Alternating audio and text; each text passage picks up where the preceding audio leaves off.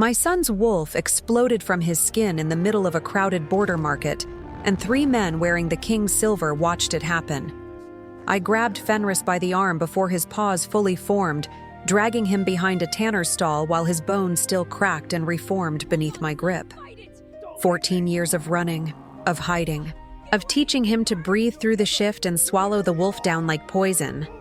All of it gone in one careless moment because a drunk merchant shoved him too hard. My boy, my reckless and too powerful boy, had let the beast answer the insult. The wolf that emerged was massive, black as a moonless night, dominant in a way that made every other shifter in the market drop their gaze and bare their throats. A king's wolf wearing a peasant's rags. We ran before the scouts recovered from their shock, through the back alleys, over the river, into the dying autumn forest where the leaves fell like copper coins around us. I did not stop until my lungs burned and my legs threatened to buckle. Even then, I only paused long enough to make sure Fenris had shifted back, that his human skin covered the damning evidence of his bloodline. 9 days passed. 9 days of forest trails and sleepless nights, of crossing streams to break our scent, of eating only what I could trap with numb and bleeding fingers. The woods decayed around us, mulch and rot, and the smell of coming winter. Fenris walked beside me in silence, his jaw tight, his golden eyes carrying questions I had no answers for. He looked so much like his father. The height that had come early and kept growing, the black hair that fell across his forehead in the same careless wave, the way his shoulders squared when anger built inside him, which seemed to be always now. I had spent 14 years trying to see only myself in my son, but the truth was carved into his bones, written in the shape of his face, howling in the wolf that lived beneath his skin. The brand on my shoulder ached. It always ached when I thought of Kale. Rolf found us on the 10th morning. I heard him before I saw him. Footsteps too deliberate for a tracker, too steady for prey. I pressed Fenris behind an ancient oak and drew my knife, the blade dulled from years of use, but still sharp enough to open a throat if I moved fast enough. The man who stepped into the clearing was broad across the shoulders, weathered by decades of hard living, with a scar that split his left eyebrow and disappeared into his hairline. He looked at my knife with something that might have been amusement. "You are the wolf woman." His voice scraped like gravel, the one with the price on her head. "I am no one." He laughed, short and harsh. "No one does not run from the king's hunters for 10 days without rest. No one does not have a son whose wolf made 3 royal scouts piss themselves in terror." He tilted his head toward Fenris, who had stepped out from behind the tree despite my warning hiss. "Your boy carries his father's arrogance. Might want to teach him caution before it kills you both." I lowered the knife half an inch. "What do you want?" Rolf pulled a folded paper from inside his coat and tossed it at my feet. The seal was already broken. I did not need to read the words to know what they said. 20,000 gold pieces for you. Delivered alive." His words fell like stones into still water. 30,000 for the boy. Dead or alive on that one, though the king apparently prefers breathing. Fenris stepped forward, his wolf rising in his eyes. "You are a bounty hunter. I am a businessman who recognizes opportunity." Rolf's gaze slid back to me, measuring, calculating.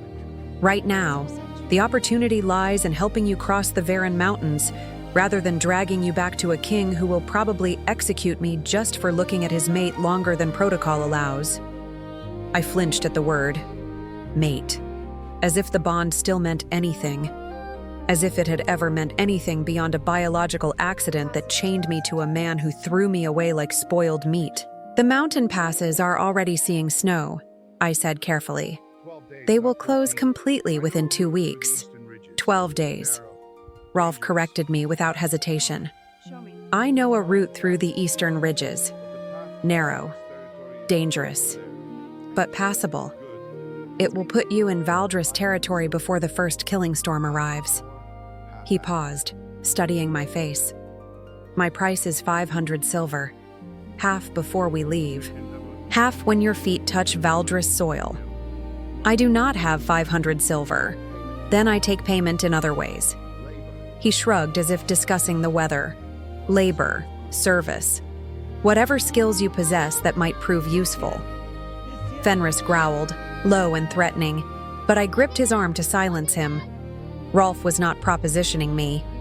I had learned to read men during my years of wandering, learned to distinguish those who wanted flesh from those who simply wanted utility. This one wanted survival and profit in that order. One survivor recognizing another. "We leave at dawn," I said. "We leave now. The hunters picked up your trail 6 miles southeast. By dawn, they will have this position surrounded." I did not waste breath asking how he knew. I simply gathered my meager pack and followed him into the darkening forest. The first 5 days with Rolf passed in silence and grinding endurance. He moved through the wilderness like he had grown from it, finding paths where I saw only thorns and deadfall, locating water by reading the moss on stones and the behavior of birds. He asked no questions about my past. He offered no false comfort about my future. He simply led, and I followed, and Fenris trailed behind us both with a storm gathering in his chest. On the 6th night, camped in a shallow cave with no fire to betray our position, my sun finally shattered. Why did he reject you?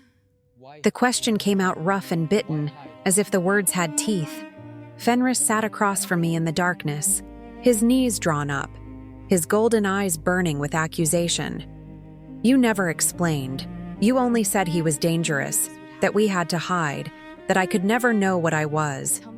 But I felt my wolf rise fully last week. I felt what lives inside me. And I cannot understand how any alpha could throw away a mate who carried his heir." I stared at the cave floor, at the patterns of shadow and pale stone.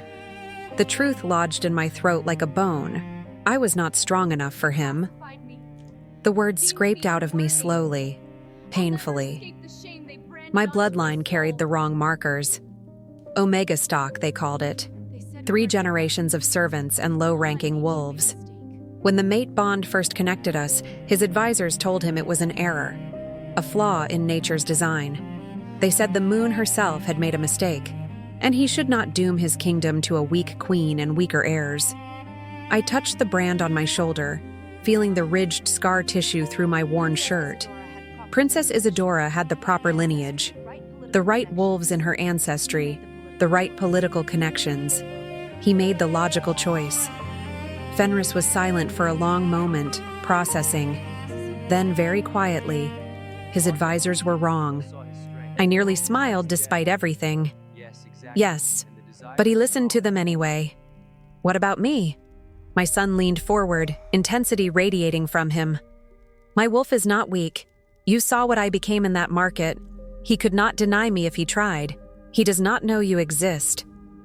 I held his gaze and did not let mine waver. And when he discovers the truth, he will not see a son.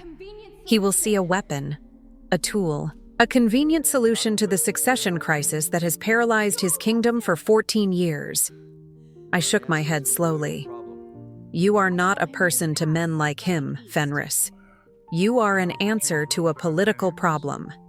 Rolf's voice came from deeper in the cave, where he kept watch on the entrance.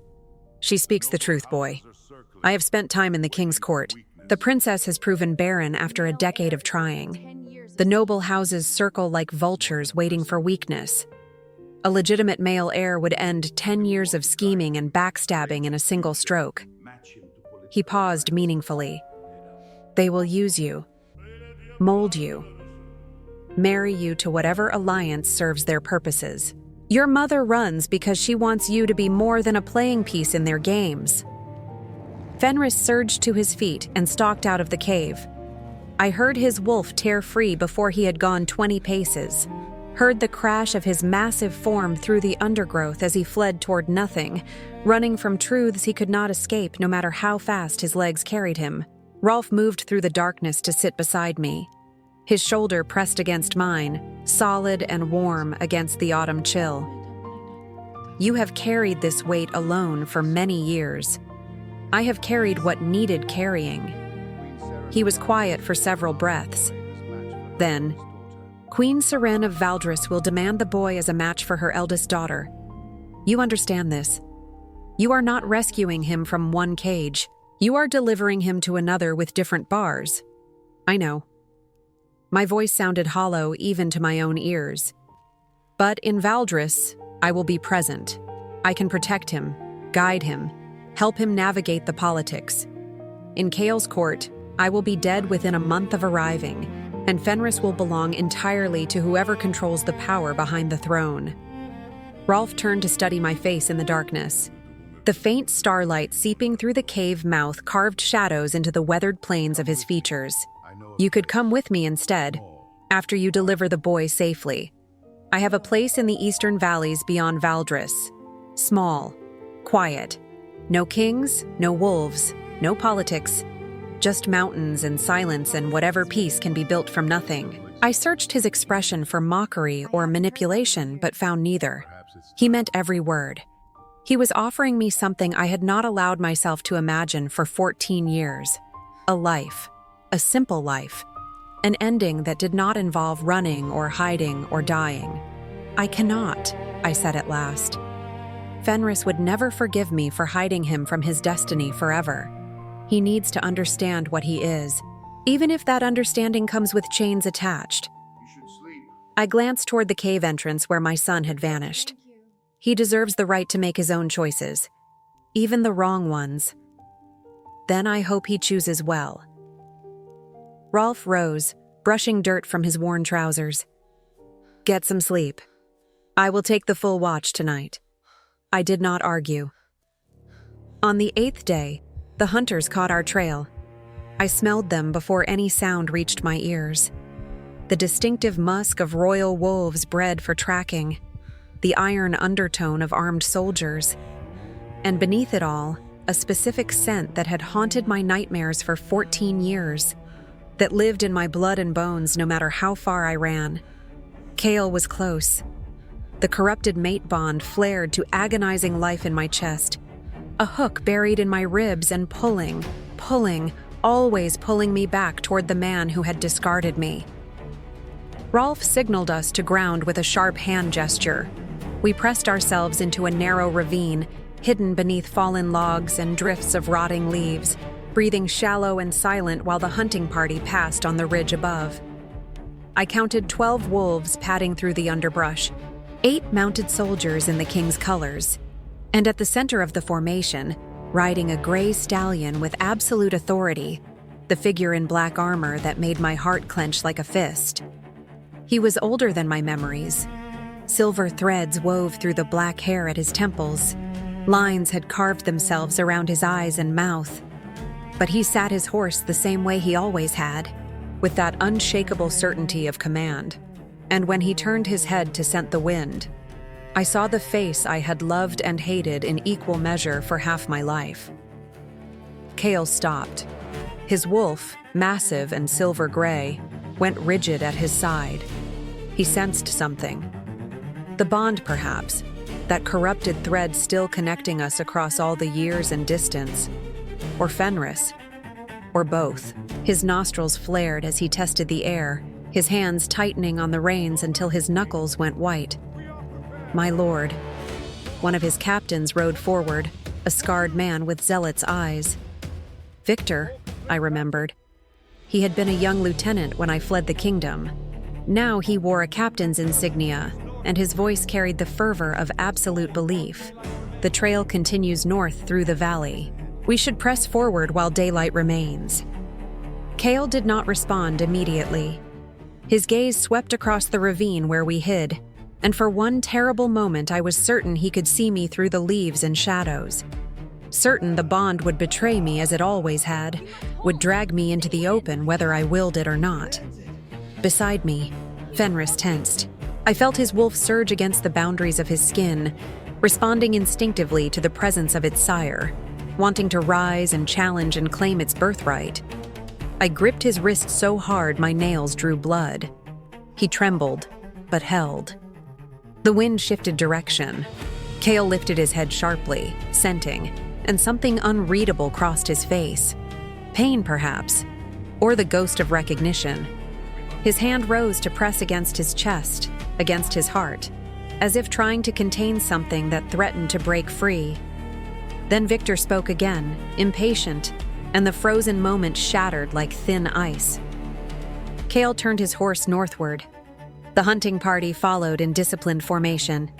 The sound of hooves and padding paws faded slowly into the dying forest. We remained motionless in the ravine until full dark descended. That night, I could not find sleep no matter how exhausted my body felt. The bond pulsed steadily in my chest, demanding attention, demanding response.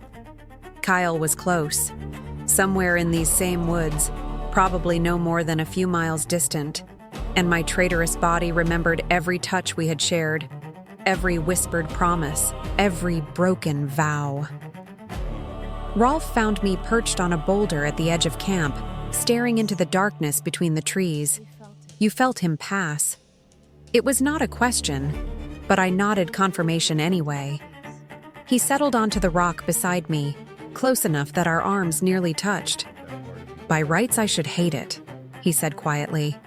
"The knowledge that the bond still affects you, that some essential part of you still belongs to him no matter how many years pass or how far you run." He paused. "But I have never experienced a mate bond myself. I cannot truly understand what it means to be claimed so completely and then thrown aside." I turned to study his weathered face. Rolf was not handsome the way Cale had been handsome. His features were rough-hewn and practical, shaped by hard living rather than noble breeding. But there was an honesty in his eyes that I had not seen in anyone for a very long time. "The bond is not love," I told him. "It is biology, chemistry, a trick of nature designed to ensure strong pairings and healthy offspring." I shook my head. I loved Cale once, before I understood what he was willing to sacrifice in pursuit of power and approval. Now I feel the pull of the bond, but there is nothing resembling love beneath it. Only chains that cannot be broken. "Chains can be broken," Rolf said, "given sufficient force. Not these chains." I tugged the collar of my shirt aside to show him the brand scarring my shoulder, the twisted and ridged flesh where they had burned the mark of rejection into me. The king severed our bond publicly, in full view of his assembled court. The ceremony is designed to be permanent and complete, but it does not function the way they believe. It does not erase the connection between mates, it only twists it, corrupts it. I pulled my shirt back into place. I feel him like an infected wound, constant, inescapable, impossible to heal. Rolf reached out slowly and touched my face, his calloused fingers unexpectedly gentle against my cheek. "Then we get you across that border before he closes the trap." He held my gaze with steady intensity. "And we find ways to make the wound matter less." I did not kiss him, but the wanting was there, unfamiliar and frightening after so many years of feeling nothing but fear and exhaustion. 2 days from the mountain pass, Kyle found us alone, not his hunters, not Victor with his fanatical loyalty. Kyle himself, stepping out of the morning mist like a specter given flesh. His great wolf padded at his side, silver-gray fur damp with dew, and his dark eyes locked onto mine with an intensity that stole the breath from my lungs. Marin. My name on his lips opened old wounds. "You have led me quite a chase." Fenris moved to position himself between us, his wolf surging beneath his skin, his form beginning to blur and shift. Rolf drew his long knife with a soft whisper of steel. I stepped forward past them both, placing myself directly in front of the king who had destroyed my life. "You have no claim here." Cale's gaze moved past me to Fenris, and I watched the shock of recognition transform his features. The height, the coloring, the wolf straining against my son's control, black as night and massive as a nightmare and unmistakably carrying royal blood. His face went pale as old bone. "He is mine. He is mine." The words tore out of me with 14 years of rage behind them. I carried him in my body. I birthed him alone in a shepherd's hut during a winter storm. I raised him through illness and hunger and constant flight, while you bedded your barren princess and let your kingdom decay. My son knows nothing of you except the scar you left on my shoulder and the hunters eternally snapping at our heels." Kale stepped toward me, and the corrupted bond screamed in my chest, demanding and desperate. I felt his pull like gravity, like the current of a killing river, like every terrible thing I had spent 14 years fleeing. "I looked for you." His voice cracked on the words. "After the ceremony, after the council forced my hand, I searched. For years. I sent trackers across every border. I offered rewards that would have beggared minor lords. I believed you were dead. I believed I had killed you with my cowardice. Your grief is not my concern." He reached for me. I stepped back. The bond never broke. He spoke the words like a confession. They promised it would. They swore the ceremony would sever the connection cleanly, that I could marry Isadora without the mate pull destroying both our sanities. But it never stopped burning. 14 years, Marin. 14 years of feeling you like a phantom limb, of waking in darkness reaching for warmth that was not there.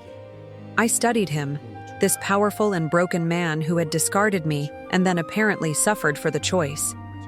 Some bitter part of me wanted satisfaction from his pain. I felt only a bone-deep weariness instead. "Then you understand," I said quietly, "why I will not allow you to take my son." Kale looked at Fenris again, at the child he had never known existed. Something in his expression shifted and softened, becoming almost human for a moment. "Return with me." He addressed me, but his eyes remained fixed on our son. "Both of you. Isadora cannot produce heirs. The succession stands in chaos. The noble houses tear at each other like starving wolves fighting over scraps. But with a legitimate heir to show them, with you beside me as you should have been from the beginning, I can finally stabilize everything. I can give you what I should have given you 14 years ago. A crown purchased with my public humiliation. I kept my voice flat.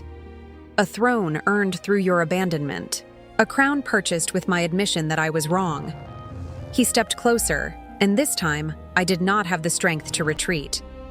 The bond surged between us, thick and consuming and impossible to ignore. I was young, and I was frightened. I let them convince me that bloodlines and politics mattered more than the will of the moon. I have regretted that choice every single day since I made it. Rolf spoke from behind me. Pretty words from a man who rides with an army at his back. Kale's gaze shifted to the smuggler, and something cold entered his expression. "You are the one who has been guiding her. The intelligence reports mentioned a man traveling with them. I am the one who has been protecting her." Rolf moved to stand at my shoulder, something you failed to accomplish when it actually mattered. Violence gathered in the misty air between them. I felt Fenris's wolf howling for release, felt Kale's silver beast responding with equal aggression, felt everything teetering on the edge of bloodshed. Enough. I stepped forward until I stood close enough to touch the king, close enough to feel heat radiating from his body. "You want your heir returned to you. I want my son to live as a free man rather than a political tool. There exists no arrangement that grants us both what we need." Kale's hand shot out to capture my wrist. The contact sent lightning cascading through my nerves, the bond roaring to savage life with an intensity that nearly buckled my knees. I saw the same shock reflected in his eyes, felt his fingers tighten reflexively around my arm. "I never stopped wanting you." His voice had dropped to barely a whisper. The bond ensured that. But it has become more than the bond over these long years. I remember who you were before they made me send you away. How you laughed without restraint. How you challenged me when everyone else cowered. His grip softened but did not release. "Come home, Marin." For one terrible moment, I wanted to say yes. To stop running at last. To let the bond sweep me under and pretend that 14 years of suffering could be erased by words and wanting. Then I looked at Fenris. At my son standing ready to fight and die to protect me from the father he had never known. at the fierce independence blazing in his golden eyes, that same independence I had nearly surrendered. I pulled my wrist free. "Valdris," I said. "We go to Valdris. If you wish to negotiate regarding your heir, you will do so through Queen Serene, as one sovereign addressing another, not as a hunter claiming captured prey." Kale's jaw tightened until I could see the muscles cord beneath his skin. "The princess will never consent. The council will never approve negotiations, then force them to approve." I held his gaze without flinching. "You are the king. Or has that changed since I left?" I turned my back on him, on the bond, on every broken promise and burning want. I walked toward the mountains, toward the pass, toward a future I would carve with my own bleeding hands. Fenris followed without hesitation. Rolf fell into step beside me, and his shoulder brushed mine with deliberate pressure. Behind us, standing alone in the mist, Kyle did not pursue. The pass through the Varen Mountains was narrow and brutal, choked with early snow and treacherous with ice. We crossed it in 2 days of silent and grinding endurance, Rolf leading us along paths that seemed to exist only in his memory. When we finally descended the southern slopes into Valdris, into air that held a hint of warmth and the scent of living forests, I allowed myself to breathe without fear for the first time in weeks. Queen Serene received us in her winter palace. She studied Fenris with calculating eyes and saw exactly what I had warned him she would see: a chess piece, a valuable prize, a future alliance sealed through marriage to her eldest daughter. But she also offered what we needed: sanctuary, protection, a chance for my son to grow into his power without being immediately consumed by his father's court politics. Rolf departed the following morning. He pressed a folded scrap of paper into my palm before mounting his horse, an address written in his rough hand, a door that would open in the eastern valleys if I ever chose to knock upon it. I watched him ride away through the palace gates and felt something that might have been regret settling into my bones. Fenris stood beside me on the high walls, his gaze directed south toward the mountain passes and the kingdom we had fled. "He will come." My son spoke with quiet certainty. "He will negotiate, or he will invade, or he will find some other path. But he will come for me eventually. I know. What will you do when that day arrives?" I considered the question carefully, watching clouds gather over the distant peaks. The mate bond still pulsed in my chest, quieter now with many miles between us, but never truly silent. Never gone. "I will do what I have always done," I answered finally. "I will protect you. I will fight when fighting is required. And when the time comes for choosing, I will let you walk your own path." Fenris nodded slowly. Then I had better learn to choose wisely. The autumn wind carried the scent of coming snow from the mountains we had crossed. Somewhere beyond those frozen peaks, Kale waited. The bond connecting us remained unbroken, corrupted and twisted, but enduring still. I had escaped, but had not truly defeated him. Survived, but had not won. Yet I was no longer running. For now, standing on foreign walls with my son beside me and the whole uncertain future stretched ahead, that was enough.